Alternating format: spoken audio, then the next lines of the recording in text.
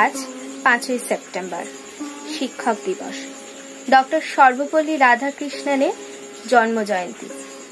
দেশের অগণিত শিক্ষকদের আদর্শগত মহান কর্মকাণ্ডের প্রতি বিনম্র শ্রদ্ধা জানাতে এবং তাঁদের পেশাগত অবদানকে স্মরণে বরণে শ্রদ্ধায় পালন করার জন্য বিশ্বের বিভিন্ন দেশে এই মহান শিক্ষক দিবস পালন করার রীতি সেই কবে থেকে চলে আসছে।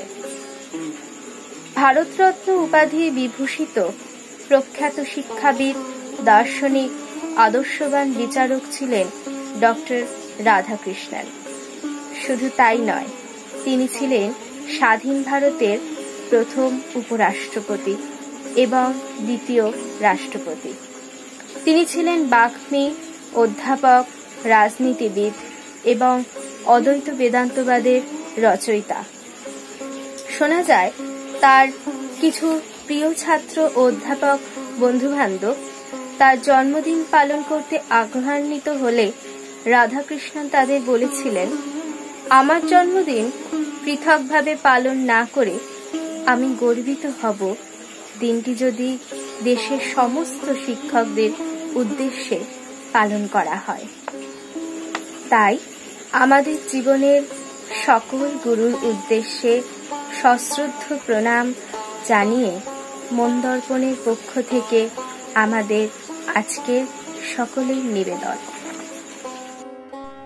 প্রতি বছর শিক্ষক দিবসের দিনটা এলে মনটা বড় স্মৃতিবিদুর হয়ে পড়ে। ফিরে যায় সেই ফেলে আসা শৈশব কৈশোরের দিনগুলিতে। আমাদের সেই সময় ছাত্র জীবন আজকের মতো এত প্রতিযোগিতার ইঁদুর ও প্রযুক্তির যান্ত্রিকতার নিবদ্ধে ছিল না। শিক্ষকরা ছিলেন অত্যন্ত আন্তরিক। প্রত্যেক ছাত্রদের থেকে থাকতো তাদের সমান নজর। আজকের দিনের মতো গৃহশিক্ষকের প্রচলন তখন ততটা জনপ্রিয় হয়ে ওঠেনি। তাই পড়াশোনা কেন্দ্রিক যে কোনো সমস্যায় তাদেরই শরণাপন্ন হয়েছে নির্দ্বিধায়। এমনকি স্কুল ছেড়ে যাওয়ার পরে আন্তরিকতার সঙ্গে তারা সেসব সমস্যার সমাধান করে দিয়েছে। এই ব্যাপারে একটা ঘটনার উল্লেখ না করে পারছি না। বেশ কয়েক বছর আগে স্কুলের সুবর্ণ জয়ন্তী উদযাপন অনুষ্ঠানে আমন্ত্রণ পেয়ে প্রায় 30 বছর পর নিজের স্কুলে গিয়েছিলাম। এত বছরে অনেক কিছু বদলে গেছে। অনুষ্ঠানে প্রাক্তনদের জন্য নির্ধারিত আসনে বসে আমাদের সময়ের সহকারী প্রধান শিক্ষিকা বক্তব্য শুনছিলেন। হঠাৎ দেখলাম বক্তব্য থামিয়ে হাতের ইশারায় কাউকে ডাকছেন। আমার মনে হলো আমাকেই। তাই আমিও একইভাবে জানতে চাইলাম আমিই কিনা। উনি অত দূর থেকে হেসে সম্মতি দিলেন। মঞ্চের পাশে যেতেই নিজের বক্তব্য থামিয়ে নেমে এলেন। আমাকে প্রণামটুকু করার সুযোগ না দিয়েই আগের মতো গভীর মমতায় জড়িয়ে ধরে কুশল জানতে চাইলেন। প্রায় 30 বছর কোনো যোগাযোগ নেই। উনি নিজেও অবসর নিয়েছেন, সেও প্রায় 10 বছর। সেদিন শুধু উনি না, আমার সময়ের আরও কয়েকজন শিক্ষিকা ওখানে ছিলেন। তারাও অবসরপ্রাপ্ত, কিন্তু কি নিখুঁতভাবে আমার মতো সাধারণ ছাত্রীদের মনে রেখেছেন তাদের প্রত্যেকটা শখের কথা। বারংবার জানতে চাইছিলেন আজও সেসব চর্চার মধ্যে আছে কিনা। তারা আজ অনেকেই আমাদের ছেড়ে চলে গেছেন না ফেরার দেশে, কিন্তু আজও স্মৃতিতে অম্লান হয়ে রয়েছেন তারা। আজকে দিনে তাদের প্রণাম জানিয়ে তাদেরই শেখানো একটি গান আমি গেয়ে শোনাচ্ছি।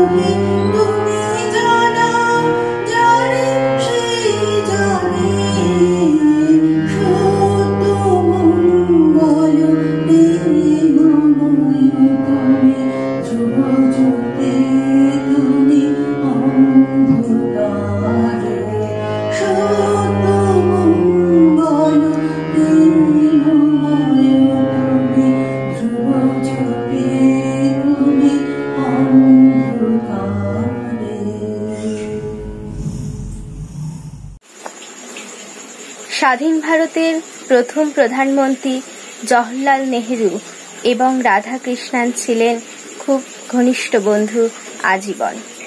পণ্ডিত জওহরলাল নেহেরু বলেছিলেন, "He has served his nation in many capacities, but above all he is a great teacher from whom all of us have learned much and will continue to learn." প্রাচীন গ্রিক দার্শনিক অ্যারিস্টটল সেই কারণে কবেই বলে গিয়েছিলেন, যারা শিশুদের শিক্ষাদানে ব্রতী তারা অভিভাবকদের থেকে অধিক সম্মানীয়। পিতামাতা আমাদের জীবনদান করেন ঠিকই, শিক্ষকরা সেই জীবনকে সুন্দরভাবে গড়ে তুলতে সাহায্য করেন। স্কুল কলেজে প্রথাগত শিক্ষার গণ্ডি পেরিয়ে প্রাপ্তবয়স্ক এবং প্রাপ্তমনস্ক হয়েও জীবন সংগ্রামের কঠিন অধ্যায়গুলিতে আমরা একজন গাইড বা পথ প্রদর্শকের সান্নিধ্য পেতে চাই। পাশে চাই এমন একজন মানুষকে যিনি আমাদের ব্যক্তিগত সমস্যা আন্তরিকভাবে উপলব্ধি করতে পারবেন এবং সেই সঙ্গে সঠিক উপদেশও প্রদান করবেন। অনেক ক্ষেত্রেই দেখা যায় আমাদের সেই কাঙ্ক্ষিত ফ্রেন্ড ফিলোসফার গাইডের আমরা সন্ধান পাই গুগল ঘেঁটে, ওয়ান লাইনার্স, মোটিভেশনাল স্পিচ বা কোটেশনের আকারে। ইতিহাসের দীর্ঘ প্রবাহ পেরিয়ে যে সকল ব্যক্তিত্ব আমাদের আজও বইয়ের পাতায় এবং গুগলের ওয়েবসাইটে অনুপ্রেরণা দিয়ে চলেছেন, তাদের মধ্যে খ্রিস্টপূর্ব 3য় শতকের এথেন্স নিবাসী সক্রেটস অন্যতম। অনলাইনে খুঁজে পাওয়া মোটিভেশনাল কোচই হোক বা জীবনে চলার পথের পাথেয় প্র্যাকটিক্যাল উইজডম, ইতিহাসের চর্চাই হোক বা সমাজতত্ত্ব এবং দর্শনের গবেষণা, চেতন অবচেতনে সর্বত্র সক্রেটস বিরাজমান। আধুনিক বাংলা সাহিত্যের অন্যতম কারিগর জনপ্রিয় শিশু সাহিত্যিক সুকুমার রায় তার লেখনের মাধ্যমে এই চির শিক্ষককে স্মরণ করেছেন। আজ সুকুমার রায়ের লেখা সক্রেটস শীর্ষক প্রবন্ধটি আমি পাঠ করে শোনাচ্ছি। সক্রেটস, সে প্রায় 2500 বছর আগেকার কথা। গ্রিস দেশে এথেন্স নগরে একটি গরিবের ঘরে একটি কুৎসিত ছেলের জন্ম হয়। গরিবের ছেলে, পরনে তার ছেঁড়া কাপড়, 2 বেলা পেট ভরিয়া খাইতে পায় কিনা সন্দেহ, সে আবার লেখাপড়া শিখিবে কিরূপে। সে পাথরের মূর্তি গড়িতে পারিত, তাই বেচিয়া এবং অবসর মতো লোকের কাছে 2 কথা শিখিয়া মানুষ হইতে লাগিল। এমন সময় ক্রাইটো নামে এক ধনী ব্যক্তি এই লোক ছেলেটির সাথে আলাপ করিয়া তাহার মিষ্ট ব্যবহারে এত খুশি হইলেন যে তিনি তখনই নিজের খরচে তার পড়াশোনার ভালো ব্যবস্থা করিয়া দেন। সকলে ভাবিল, গরিবের ছেলে ভালো লেখাপড়া শিখিয়া এইবার একটা ভালো চাকরি বা ব্যবসা করিবে। এথেন্স নগরে তখন একজন লোক থাকিত, তাহাদের ব্যবসা ছিল পণ্ডিতি করা। তাহারা লোকের কাছে পয়সা লইয়া আড্ডা খুলিয়া এবং সেখানে বড় বড় কথা আড়াইয়া চুল চেরা তর্ক করিয়া নানা রকম বিদ্যার ভরণ দেখাইত। তাহাদের বোলচালে ভুলিয়া লোকে মনে করিত, না জানি তাহারা কত বড় পণ্ডিত। একটু বয়স হইলে সেই গরিবের ছেলে এই পণ্ডিত মহলের পরিচয় লইতে আসিলেন। মুখে মিষ্টি মিষ্টি কথা, নিতান্ত ভালো মানুষটির মতো আস্তে আস্তে প্রশ্ন করেন, যেন তিনি কিছুই জানেন না। কিন্তু তাহার প্রশ্নের ঠেলায় পণ্ডিতের দল অস্থির হইয়া পড়িলেন। তাহার সঙ্গে তর্ক করিতে গিয়া একজন পণ্ডিত এমন নাকাল হইয়া আসিলেন যে দেখিতে দেখিতে তাহার নাম চারিদিকে ছড়াইয়া পড়িল। খালি পা, মোটা কাপড় পরা, খাদা বিটে গরিব লোকটি রাস্তায় বেরোলেই লোকে দেখাইয়া দিত, ওই সক্রেটিস। দেখিতে দেখিতে এইসব মূর্খ পণ্ডিতদের উপর সক্রেটিসের ঘোর অশ্রদ্ধা জন্মিল। তিনি ভাবিতে লাগিলেন, হায় হায়, এইসব অপদার্থের হাতে পড়িয়া এথেন্সের ছেলেগুলি একেবারে মাটি হইয়া গেল। ইহারা কেবল কথা কাটাকাটি করিতে শিখিলেও কেহ জ্ঞান লাভ করিতে চাহে না, মানুষের মতো মানুষ হইতে চাহে না, শুধু লোকের কাছে নাম কিনিতে চাহে, ছলে বলে ক্ষমতা জাহির করিতে চায়। সক্রেটিস তেজের সহিত বলিতে লাগিলেন, এমন করিয়া কোন মানুষ বড় হইতে পারে না। কেবল টাকা করি ও যশমানের জন্য ছুটাছুটি করিও না, ধর্মপথে থাকো এবং জ্ঞান লাভ করো, নহিলে তোমরা অধঃপাতে যাইবে। লোকে অবাক হইয়া গরিবের মুখে এই সকল কথা শুনিত, এবং যে একবার আসিত সেই তাহার কথায় এবং আশ্চর্য ব্যবহারে মুগ্ধ হইয়া যাইত। দেখিতে দেখিতে সক্রেটিসের অনেক বন্ধু শিষ্য জুটিয়া গেল। শহরের অনেক বড় বড় লোক পর্যন্ত তাহার কাছে যাতায়াত আরম্ভ করিল। কোন বিদেশি রাজা অনেক টাকার লোভ দেখাইয়া সক্রেটিসকে তাহার নিজের সভায় লইতে চাহিলেন, কিন্তু সক্রেটিস বলিলেন, আমি অনুগ্রহ লইয়া আপনার কাছে ঋণী থাকিতে চাহি না, আমার টাকারই বা প্রয়োজন কি?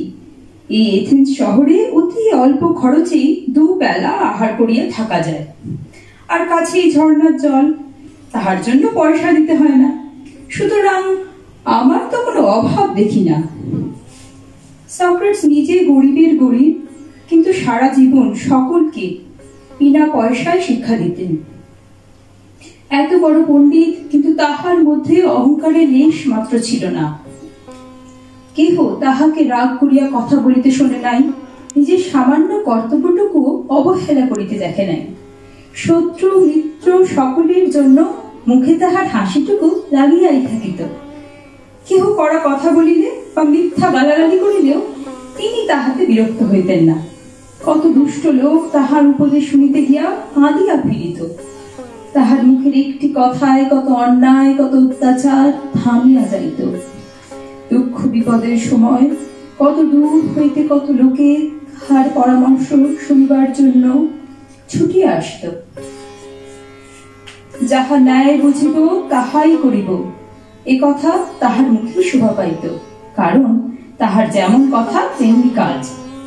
এমন সাধু লোককে যে সকলে ভালোবাসিবে, ঋষি বলিয়া ভক্তি করিবে, তাহাতে আশ্চর্য কি? কিন্তু সক্রেটিসের শত্রুর অভাব ছিল না।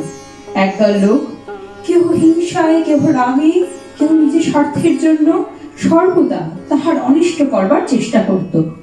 সক্রেটিসকে সে কথা জানাইলে তিনি হাসিয়াই উড়াইয়া দিতেন। চারিদিক হইতে নানা শ্রেণীর লোকে সক্রেটিসের কাছে ঘন ঘন যাতায়াত আরম্ভ করিলে শাসনকর্তারা ভাবিলেন, ইহার মনে নিশ্চয়ই কোনো মতলব আছে। এই হয়তো কোনোদিন এই সকল লোককে খেপাইয়া একটা গোলমাল বাঁধাইয়া তুলিবে। তারা সব সক্রেটিসকে শাসাইয়া দিলেন, খবরদার, তুমি এথেন্সের যুবকদের সঙ্গে আর কথাবার্তা বলিতে পারিবে না। সক্রেটিস তাহাতে ভয় পাইবেন কেন? তিনি পূর্বের মতো উৎসাহে সকলকে শিক্ষা দিতে লাগিলেন। যাহারা জ্ঞানের অহংকার করিয়া বেড়ায় তাহারাই যথার্থ মূর্খ। যাহারা অন্যায় করিয়া দেশের আইনকে ফাঁকি দেয় তাহারা জানে না যে ভগবানের কাছে ফাঁকি চলে না। যে মানুষ খাওয়া পড়ায় অল্পতেই সন্তুষ্ট, সহজভাবে সরল কথায় সৎ চিন্তায় সময় কাটায়, সেই সুখী। আধপেটা খাইয়াও সুখী, মানুষের নিন্দা অত্যাচারের মধ্যেও সুখী। এমনি করিয়া ঋষি সক্রেটিস ৭২ বৎসর বয়স পর্যন্ত যুবকের মতো উৎসাহে নিজের কাজ করিয়া গেলেন। ইহার মধ্যে সক্রেটিসের শত্রুপক্ষ ষড়যন্ত্র করিয়া তাহার নামে মিথ্যে নিন্দা রটাইয়া এথেন্সের বিচার সভায় তাহার বিরুদ্ধে অন্যায় নালিশ উপস্থিত করিল। শত্রুর দল যে যেখানে ছিল সকলে হাঁ হাঁ করিয়া সাক্ষ্য দিতে আসিল, সক্রেটিস বড় ভয়ানক লোক, সে এথেন্সের সর্বনাশ করিতেছে। অন্যায় বিচারে হুকুম হইল, সক্রেটিসকে বিষ খাওয়াইয়া মারো। সক্রেটিসের বন্ধুরা বলিলেন, হায় হায়, বিনা দোষে সক্রেটিসের শাস্তি হইল। সক্রেটিস হাসিয়া বলিলেন, তোমরা কি বলিতে চাও যে আমি দোষ করিয়া সাজা পাইলে ভালো হইত? সক্রেটিসকে কয়েদ রাখা হইল, কবে তাহাকে বিষ খাওয়ানো হইবে সেদিনও স্থির হইল। জেলের অধ্যক্ষ সক্রেটিসের ভক্ত ছিলেন। তিনি বন্ধুদের সঙ্গে পরামর্শ করিলেন সক্রেটিসকে রাতারাতি এথেন্স হইতে সরাইয়া ফেলিবেন। কিন্তু সক্রেটিস তাহাতে রাজি হইলেন না। তিনি বলিলেন, আমার দেশের লোকে বিচার করিয়া বলিয়াছেন আমার শাস্তি হোক, আমি সেই শাস্তিকে এড়াইয়া দেশের আইনকে অমান্য করিতে পারিব না। ক্রমে দিন ঘনাইয়া আসিল। সক্রেটিসের বন্ধুরা কাঁদিতে কাঁদিতে ফিরিয়া গেলেন, কেহ রাগে দুঃখে এথেন্স ছাড়িয়া চলিয়া গেলেন। মহাপণ্ডিত প্লেটো প্রভৃতি কয়েকটি শিষ্য শেষ পর্যন্ত তাহার কাছে বসিয়াছিলেন। সক্রেটিসের প্রশান্ত মুখে ভয়ের চিহ্ন মাত্র নাই। তিনি সকলকে আশ্বাস দিতেছেন, উৎসাহের সঙ্গে বলিতেছেন, দেহ নষ্ট হইয়া যায়, তো দেহের মধ্যে যে থাকে সে অমর।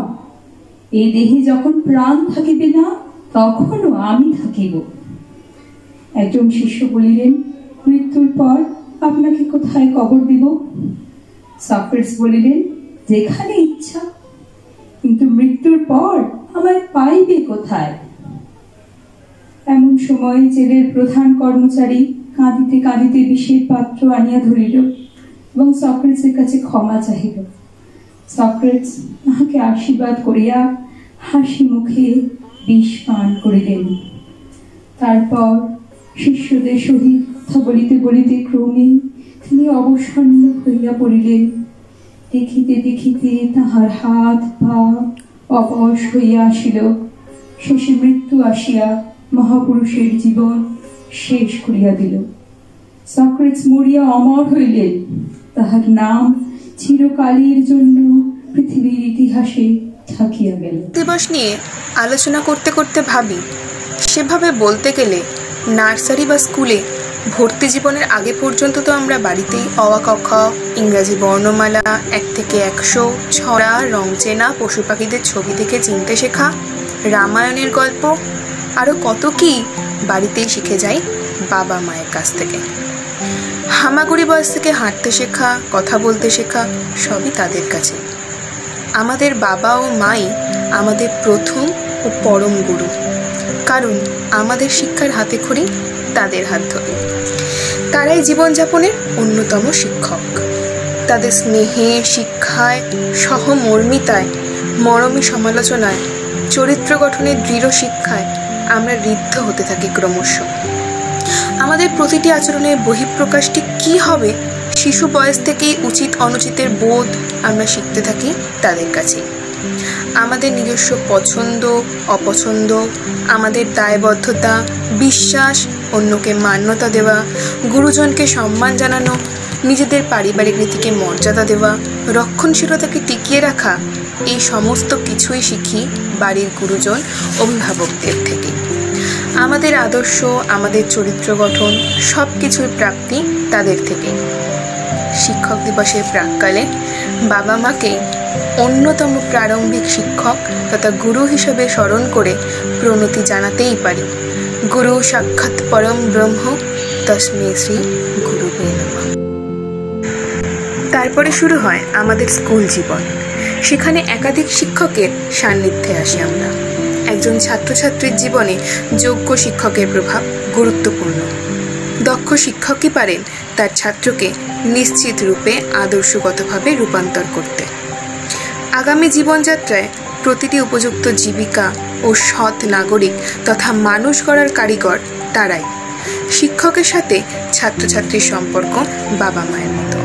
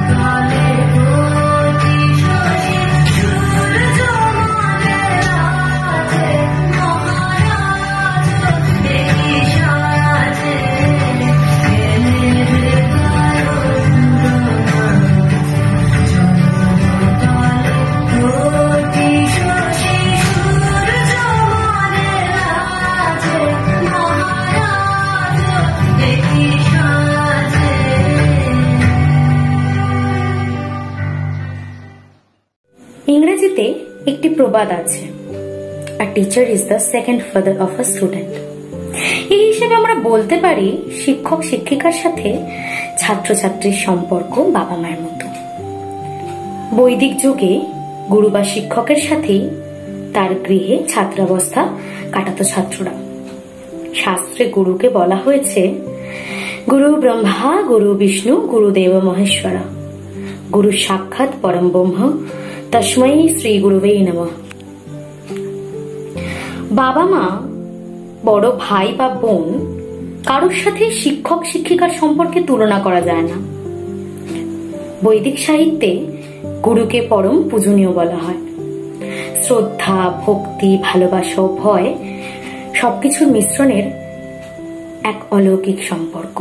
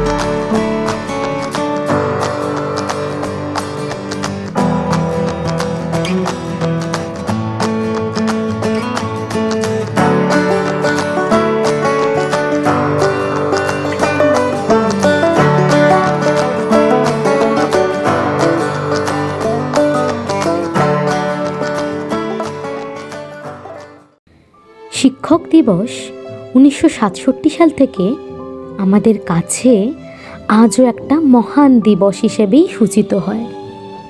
এই দিনটি আমাদের কাছে আজও খুব আনন্দের। এখনো মনে পড়ে স্কুল কলেজে কবিগুরুর গানে নাচে মুগ্ধ করতাম আমাদের গুরুজনদের। তুমি আমায় ডেকেছিলে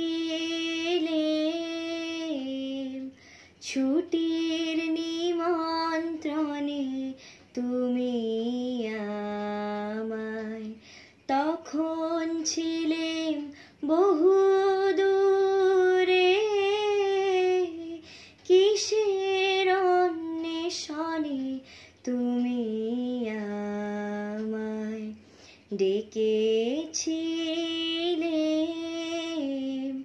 ছুটির নিমন্ত্রণে, তুমি আমায় কুলে যখন এলেম ফিরে, তখন হস্ত শিখার শিরে চাইল রবি, শেষ চাওয়া তার কনক চাপার বনে, আমার ছুটি ফুরিয়ে গেছে, কখন অন্য মনে তুমি আমায় লিখন তোমার বিনি সুতোর শিউলি ফুলের মালা, বাণী সে তার সোনার ছোঁয়ায়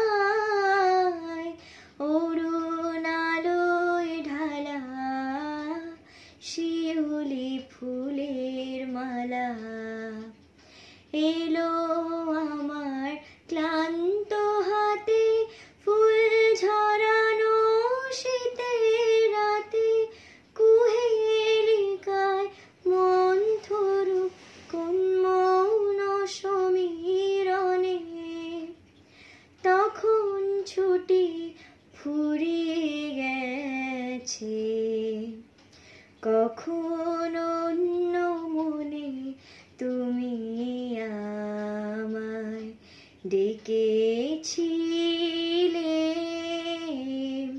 ছুটির নিমন্ত্রণে, তুমি আমায় তখন ছিলেম বহু দূরে, কিসের অন্বেষণে তুমি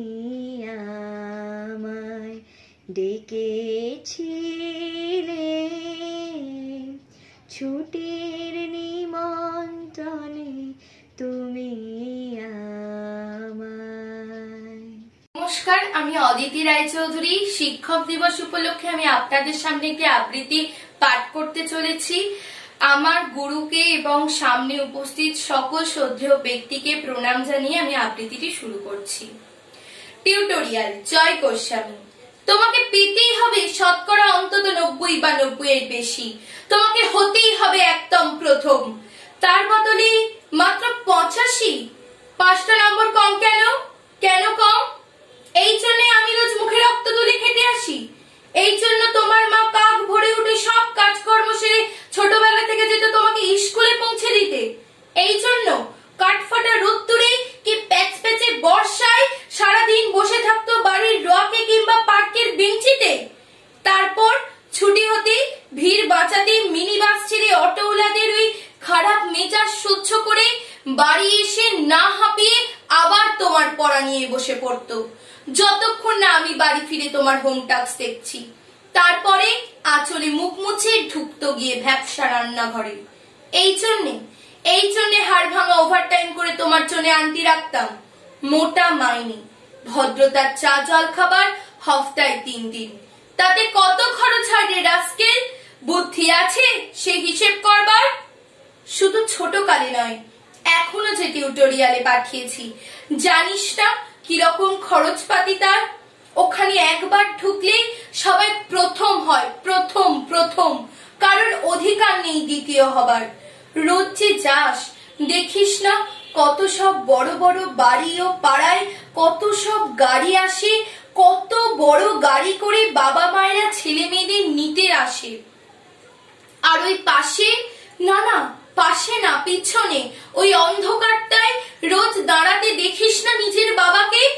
হাতে অফিসের ব্যাগ, গোপন টিফিন বাক্স, খেমো জামা, ভাঙা মুখ, দেখতে পাস না মন কোথায় থাকে? ওই মেয়েগুলোর দিকে যারা তোর সঙ্গে পড়তে আসে। ওরা তোকে পাত্তা দেবে ভুলেও ভাবিস না। কত বড় লোক ওরা। তোকে পাত্তা পেতে হলে থাকতে হবে বিদেশে, ফরেনে, এনআরআই হতে হবে, এনআরআই। তবেই ম্যাজিক দেখবি। কবি সাহিত্যিক থেকে মন্ত্রী অব্দি এক ডাকে চেনে। আমাদেরও নিয়ে যাবি তোর মাকে আমাকে, মাঝে মাঝে রাখবি নিজের কাছে এনে। তার জন্য প্রথম হওয়ার দরকার প্রথমে। তাহলেই ছবি ছাপবে খবরের কাগজ, আরো দরজা খুলে যাবে, আরো 5, আরো 5, আরো 5, 5 করেই বাড়বে। অন্যদিকে মন দিস না, বাঁচবি তো বাঁচার মতো করে বাঁচ।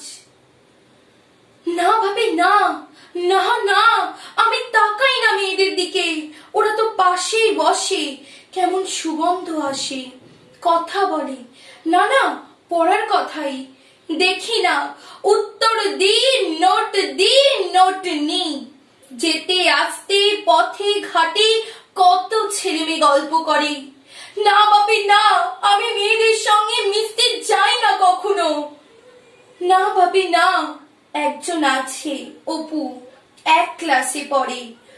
ও বলে যে ওর বাবাও বলেছে প্রথম হতে, বলেছে কাগজের ছবি ওর বাবা ওকে। হ্যাঁ বাপি হ্যাঁ। না বাপি, ও বলেছে পড়াশোনা একদম হয়নি, বলেছে ও ব্যাক পাবে। ব্যাক পেলে ও বলেছে বাড়িতে কোথায় বাথরুম সাফ করার অ্যাসিড আছে ও জানি। হ্যাঁ বাপি হ্যাঁ, ও বলেছে উঠে যাবে কাগজের প্রথম পাতায়। নমস্কার। শিক্ষক মোদের প্রাণের গুরু, আদর্শেরই প্রতীক। তার দেখানো পথে হাঁটে ছাত্রছাত্রী পথিক। শিক্ষক জ্বালান মনে প্রদীপ প্রতিভা বিকাশে। শিক্ষক ছড়ান জ্ঞানের আলো অশিক্ষার আকাশে। শিক্ষক হলেন আলোর পথের সত্য নির্ভীক যাত্রী। অনুসরণে পথ চলে সকল ছাত্রছাত্রী। মায়ের কাছে শিশুর শিক্ষা জন্ম থেকেই শুরু। মায়ের পরে শিক্ষক হলেন জ্ঞানের অন্য গুরু। একটা জাতির জন্য মঙ্গল আদর্শবান শিক্ষক। একজন শিক্ষক হন যে জাতির প্রতিভারই রক্ষক। যেসব শিক্ষক আদর্শতায় শিক্ষা দিতে রত, তাদের দেখলে হয় যে আমার শ্রদ্ধায় মাথা নত। শিক্ষক সকল ন্যস্ত থাকেন জ্ঞান ছড়ানোর চাষে। সম্মান করলে শিক্ষকদেরকে সাফল্যতা আসে। শিক্ষক হলেন শ্রদ্ধার পাত্র, শিক্ষার অতি সুজন। শিক্ষকরাই করেন এক একজন উকিল ডাক্তার সৃজন। কতবার ভেবেছিনু আপনা ভুলিয়া, তোমারও চরণে দিব হৃদয় খুলিয়া। কতবার ভেবেছিনু আপনা ভুলিয়া, চরণে ধরিয়া তব কহিব প্রকাশী। গোপনে তোমারে সখা কত ভালোবাসি। ভেবেছিনু কোথা তুমি স্বর্গের দেবতা, কেমনে তোমারে কব প্রণয়ের কথা। ভেবেছিনু মনে মনে দূরে দূরে থাকি, চিরজন্ম সঙ্গপনে পুজিব একাকী। কেহ জানিবে না মোর গভীর প্রণয়, কেহ দেখিবে না মোর অশ্রুবারিচয়। আপনি আজিকে যাবে শুধাইছ আসি, আপনি আজিকে যাবে শুধাইছ আসি। কেমনে প্রকাশী কব কত ভালোবাসি। কতবার ভেবেছিনু আপনা ভুলিয়া, তোমারও চরণে দিব হৃদয় খুলিয়া।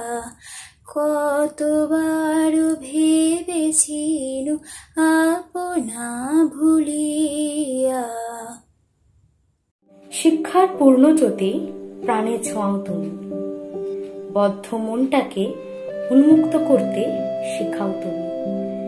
ছোট ছোট পায়ের ছাপগুলো বড় বড় পায়ের পদক্ষেপে পরিণত করার পথ দেখাও তুমি। তুমি শিক্ষক, আমার শিক্ষক, সকলের শিক্ষক, ভালোবাসার শিক্ষক। আমাদের আজকে সর্বশেষ নিবেদন। তোমারে করিয়াছি জীবনের ধ্রুব তারা, এ সমুদ্রে আর কভু হব না কো পথহারা। তোমারে করিয়াছি জীবনের ধ্রুব তারা, যেথা আমি যাই না কো তুমি প্রকাশিত থাকো। যেথা আমি যাই না কো তুমি প্রকাশিত থাকো।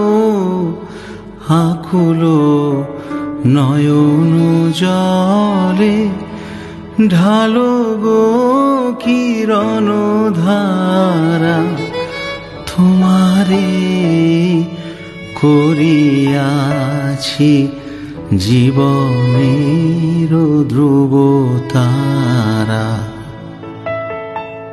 তব মুখ সদা মনে জাগিতেছে সঙ্গোপনে, তিলেক অন্তর হলে নাহেরি কুল কিনারা, তব মুখ সদা মনে জাগিতেছে সঙ্গপনে। তিলেক অন্তর হলে নাহেরি কুল কিনারা, কখনো বিপথে যদি ভ্রমিতে চাহে হে হৃদি, কখনো বিপথে যদি ভ্রমিতে চাহে হে হৃদি, অমনি মুখ হেরি শরমে সে হয় সারা। তোমারে করিয়াছি জীবনের ধ্রুব তারা, এ সমুদ্রে আর কভু হব না কো পথহারা। তোমারে করিয়াছি জীবনের ধ্রুব তারা, জীবনের ধ্রুব তারা, জীবনের ধ্রুব তারা।